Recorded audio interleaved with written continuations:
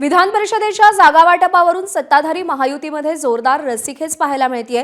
विधान परिषदेच्या निवडणुकीसाठी महायुतीमध्ये बैठकांचं सत्र सुरू आहे आणि याच दरम्यान एक महत्त्वाची माहिती समोर आली आहे। ठाणे विधान परिषदेमध्ये उपमुख्यमंत्री एकनाथ शिंदे धक्कातंत्र वापरण्याची चर्चा सुरू आहे। विधान परिषद माजी आमदार रवींद्र फाटक यांनी क्षितिज ठाकूर आणि हितेंद्र ठाकूर यांची भेट घेतली।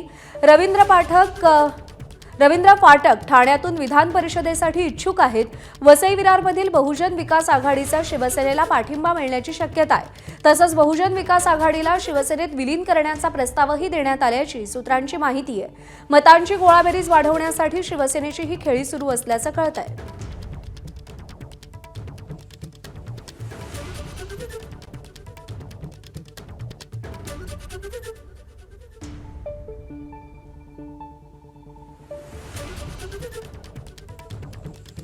तर ठाण्यामध्ये मतांची गोळाबेरीज वाढवण्यासाठी म्हणून एकनाथ शिंदेंकडून पक्ष विस्ताराच्या हालचाली सुरू आहेत आणि बहुजन विकास आघाडीला ऑफर दिली गेलेली आहे। बविया शिवसेनेमध्ये विलीन होण्याची शक्यता तशा चर्चा सध्या रंगतायत। रवींद्र फाटक यांनी हितेंद्र ठाकूर यांची भेट घेतल्याचे फोटोज देखील समोर आले।